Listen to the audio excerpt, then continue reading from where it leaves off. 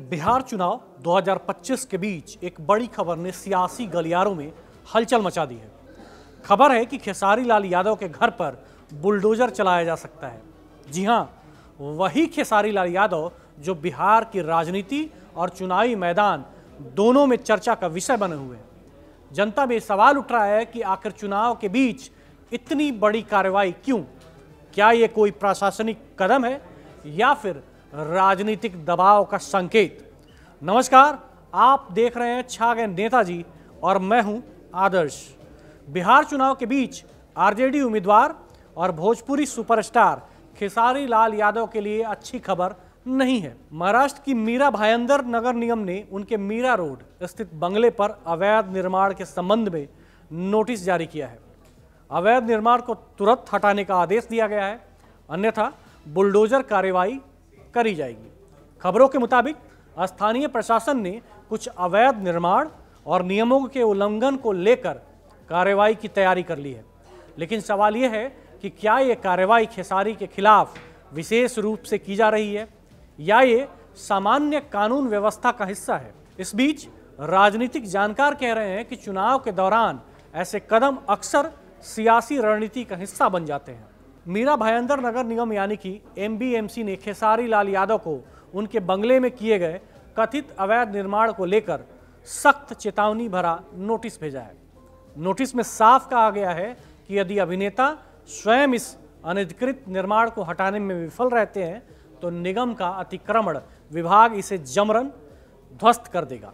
ये कार्रवाई तब सामने आई जब महानगर पालिका ने अपने क्षेत्र में अतिक्रमण की व्यापक जांच की। इस समय खेसारी लाल यादव और उनका परिवार बिहार के छपरा में चुनाव प्रचार में व्यस्त है, जिस वजह से उनके बंगले पर कोई मौजूद नहीं था। प्रशासन का ये कदम चुनावी माहौल के बीच सुर्खियों में आ गया है और अब सवाल ये उठ रहा है कि क्या कार्रवाई को चुनावी दबाव से जोड़कर देखा जा रहा है या ये सिर्फ नियमानुसार कदम है।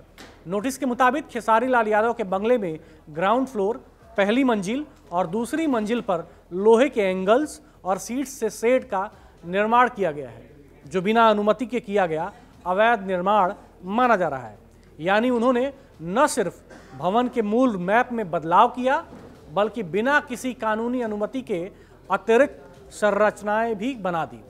महानगर पालिका के वार्ड समिति ने इस शिकायत पर तुरंत कार्रवाई करते हुए साइट का निरीक्षण किया और निरीक्षण के दौरान पाया गया कि निर्माण वास्तव में नियमों का उल्लंघन कर रहा है और इसे बिना मंजूरी के बनाया गया है। इसी के आधार पर खेसारी लाल यादव को कड़ा आदेश दिया गया कि वे स्वयं इस अवैध निर्माण को हटाएं।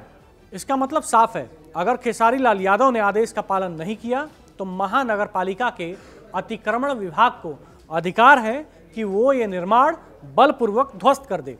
ये कार्रवाई सिर्फ कागजों की नौबत नहीं है, बल्कि नियम और कानून के पालन को सुनिश्चित करने का कदम माना जा रहा है। चूंकि खेसारी लाल यादव बिहार के छपरा से चुनाव लड़ रहे हैं, इसीलिए मीडिया ने उनसे चुनाव के साथ साथ उनके मुंबई स्थित आवास को लेकर भेजे गए नोटिस पर भी सवाल किए। जब उनसे मुंबई स्थित घर के नोटिस के बारे में पूछा गया तो खेसारी लाल यादव ने सहजता और आत्मविश्वास के साथ प्रतिक्रिया दी। उन्होंने कहा कि कोई बात नहीं, ये घर मेरी कड़ी मेहनत का परिणाम है। अगर ईश्वर को यही मंजूर है तो ये फिर से बनेगा। सपनों का ये महल किसी भी चुनौती से पीछे नहीं हटेगा। बहुत ज्यादा मतदान हो रहा है और लोग अपने बच्चों के भविष्य के लिए वोट कर रहे हैं और भगवान करे कि हमारी आने वाली पीढ़ी बेहतर दिशा में जाए, बेहतर शिक्षा की तरफ, बेहतर रोजगार की तरफ, बेहतर अस्पताल की तरफ। मुंबई में आपके घर तोड़ने का ये नोटिस मिला है। कोई बात नहीं, भगवान है, मेहनत से बनाई है। अगर सर भगवान को वही मंजूर होगा तो मुझे क्या बोल सकता हूँ। बट ठीक है, सपनों का महल है, फिर बनेगा। ऐसा थोड़ी है, लोगों ने प्यार दिया है, आशीर्वाद दिया है, तो चीजें चलती रहती है। खेसारी की ये प्रतिक्रिया न सिर्फ उनके आत्मविश्वास को दिखाती है, बल्कि ये भी बताती है कि वो चुनावी दबाव और व्यक्तिगत समस्याओं को भी अपने मनोबल से संभालने में सक्षम है। उनका कहना है कि नियम और कानून का सम्मान करेंगे, लेकिन किसी भी परिस्थिति में उम्मीद और मेहनत से बने सपनों को कोई नहीं रोक सकता।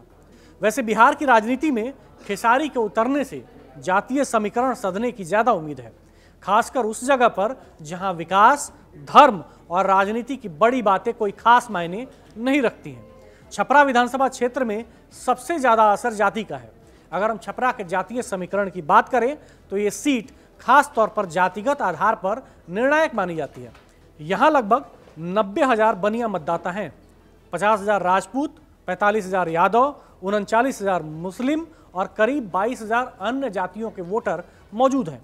इनमें अनुसूचित जाति और कारीगर वर्ग भी शामिल है।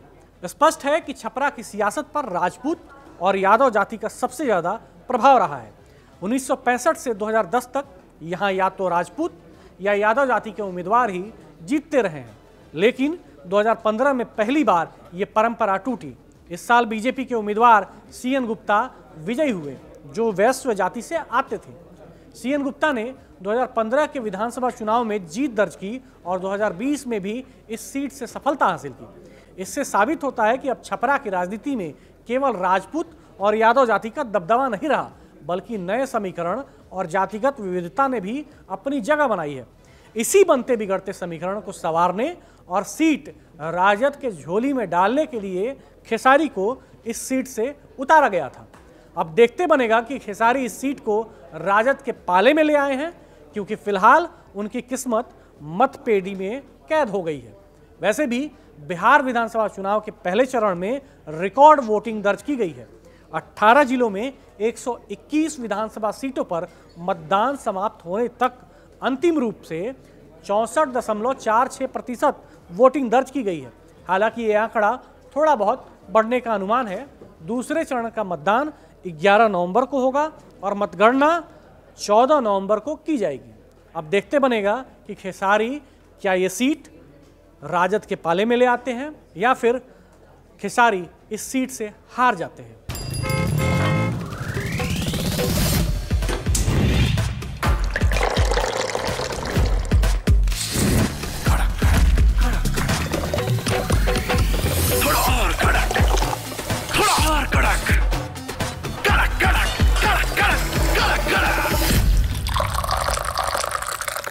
ये कड़क है।